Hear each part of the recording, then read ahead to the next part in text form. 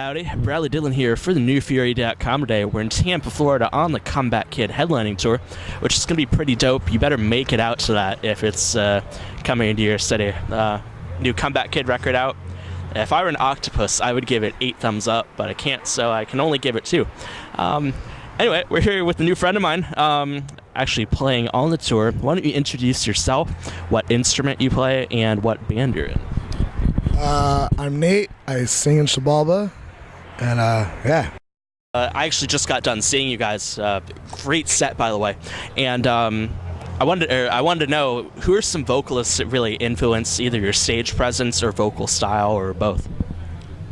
That's hard because I've been going to shows for so long and seen so many vocalists I like. But I think off the top of my head, like my friend Walter, he sings in Rotting Out. He's like so intense on stage, so that he's fucking cool. And Andrew from Comeback Kid, like watching him do that and like Figure 4 Days is awesome. I like, Jacob Banning and Converge is like, that dude has so much energy, so it's pretty crazy. Like even standing on stage and doing it for half an hour, I'm dead. So for people that, singers like vocalists like that could go on forever and just have so much energy, it's insane. Those are a few. You mentioned Jacob Bannon and Converge, and that's one of my personal favorite bands. I've been a huge fan of them forever. Our camera person here, Trevor, is too. So hi, Trevor. Hi, how you doing? So what's your favorite Converge record? Do you have one that really sticks out to you? Jane Doe. Jane Doe. Good choice. You really can't go wrong with that record. It's a little bit of mixture, like old and new. It's like the perfect transition point for that band. Personally, for me, I guess. So, obviously you're on tour with Comeback Kid, and that has to be a huge deal for you. A lot of the newer hardcore and metal bands and stuff are really indebted to, Turn It Around, Wake the Dead. How has this tour been going for you guys? What have the crowds been like? Crowds have been awesome. Everywhere we played, it's always been like good reaction. Like every band on this tour is good friends, and Comeback Kid just kills it every night. So overall, it's been awesome. I'm pretty stoked on this tour. I was actually looking at some of the lyrics last night, and I don't know if you're the primary songwriter in your band or Yeah. Oh, okay. So, how do you come up with a lot of your lyrics? Is it personal life stuff? Is it things you've experienced and things like that? Yeah, a lot of the lyrics are pretty deep and dark and pretty depressing, I guess I could say. I actually personally hate writing lyrics. Just the process of having to force myself and sit down and think about stuff is something I don't enjoy doing. It kind of takes a toll on me. But I tend to write lyrics whenever it kind of just hits me, and I'll just write it down on my phone, and then when it comes time to record, I take these thoughts and actually put it into lyrical format, So a lot of it's pretty personal. It's pretty hard for me to put it on paper, and for people to read it, it's kind of nerve-wracking, but at the same time, I don't know what else to do or say besides say my thoughts and my feelings, I know one of the songs you guys played in there was, I think it was called Suicide Note, and my first thought was, we've all been there. We've all wondered what it's like to die and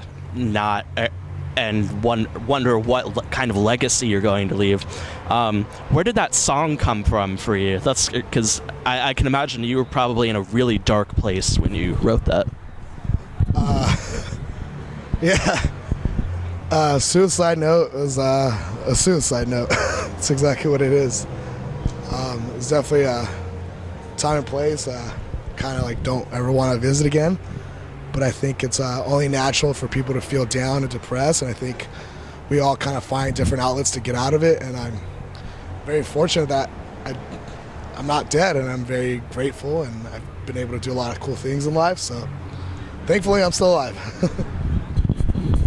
One of the things I've noticed about a lot of bands in the hardcore community is that they're really big on social media, contact or have their fans contact them, and I imagine a lot of fans have written you guys about this song. Maybe it saved my life or helped me through a dark time. When you get notes from fans like that, how does it make you feel? What kind of impressions do you get from fan letters like that? It's actually really cool. It's like often people view this band as some kind of like, I don't know, we've been described as a beatdown band, and it's like, yeah, we're heavy, but it's cool to see kids write to us or talk to me or even say like, hey, those lyrics or this song.